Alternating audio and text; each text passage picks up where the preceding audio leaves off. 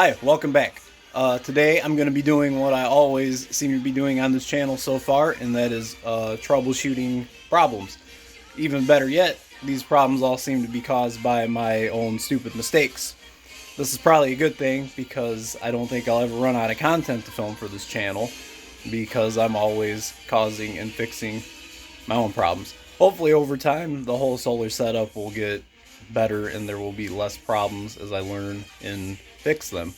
Anyway, the last two videos I talked about how I wired up my wind charge controller in opposite polarity, shorting my batteries, killing them all. So I fixed that by swapping the wires to the correct polarity.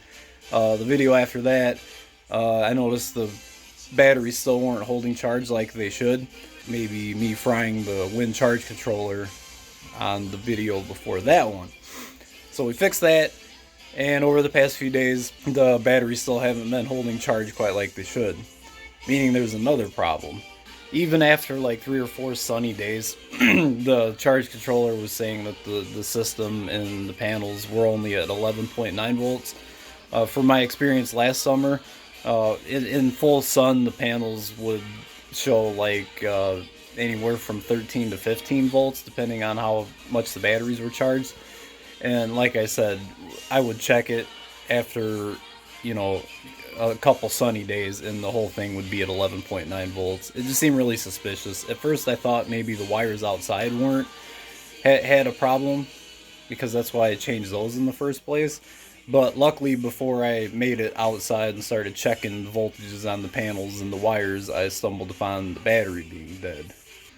So let's get into that, I guess. And here's my 5 battery storage setup. I have 3 car batteries and 2 utility batteries, or lawnmower batteries, whatever you want to call them. I figure we're not going to be mowing the yard with that outside, so why not take the batteries and use something with them. One new thing I got is this little digital voltmeter I bought from Amazon. I bought a 4-pack of these. They're pretty cool. I got this one wired up to all the batteries, and like I said before, they're all in parallel, so they all should have the same voltage. The other 3 I had wired up to various places, and I woke up today and this was like on fire and melted. So yeah, I was gonna talk about how awesome these were and suggest buying them, but apparently when you hook them up to the solar panel wires, they just catch on fire. They're rated for 30 volts, and the most the panels put out is 20, so I don't really know. Anyway, about the dead battery, it's this guy right here. So the way I discovered this battery was the culprit was I unplugged the wires from the charge controller, and then I hooked my inverter up to it. Now, the battery beforehand was reading about 12.4 volts by itself. As soon as I hooked the inverter up to it and turned it on, without any kind of current being sent to power stuff, the battery voltage instantly dropped to 10 volts. That was about 4 days ago. I have the voltmeter hooked up to it, and if we check the voltage on this battery, it's almost 8 volts, which is way too low for what a lead acid battery should be at. So this battery is dead, shot, doesn't hold any charge. It's terrible. One complaint I have about it is it's a 2-year warranty, and I bought the battery April of last year. So I'll probably take it into the store and see if I can get a replacement for free. If not, I'll just buy another one. I really don't need to buy another battery because the other 4 are doing great. As you can see, the whole thing's at 13 volts. The sun's been shining all day. Got the inverter hooked up. It's powering the Wi-Fi, the phone chargers. It's doing great. But I bought the battery just to store energy, and more batteries are always good. I just don't want to get rid of it and throw it out. I should probably ramble on about lead acid batteries a little bit. Like I said, I'm using 5 of them to store the solar and wind power. They're not really ideal for storing energy.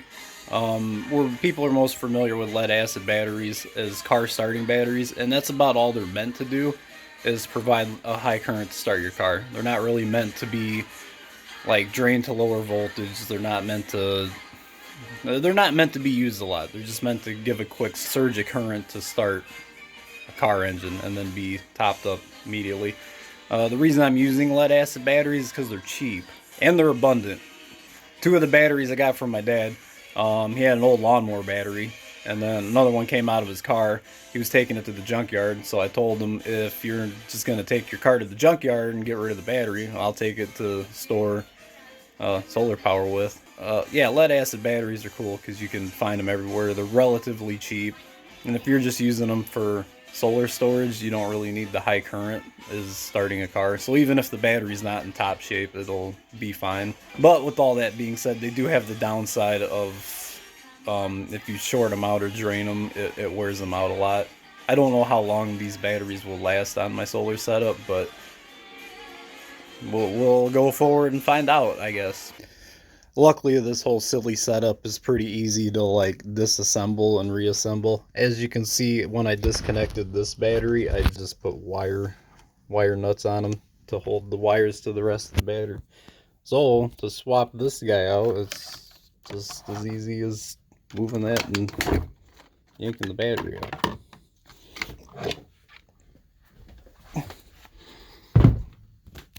And this guy can just sit there, I guess. So professional as always. Look at this guy. Look at this guy. He's just hanging out on my panels, probably pooping on them. I'll have to go out and clean bird poop off later. Okay, well, it should be here. Ooh. Alright, it's the next day. I went and got a battery yesterday. Sadly, they didn't have my paperwork on file, so they couldn't give me a free battery. But luckily, the battery itself wasn't too expensive. It was only $70, so $70 expense, whatever, who cares. One thing that's kind of strange is this battery was apparently made in August of last year, whereas the other battery I had was made in April last year, so apparently this thing's just been sitting around for about a half year. But I got it hooked up. Installation is the opposite of removal, which was basically just attach the wires to the battery.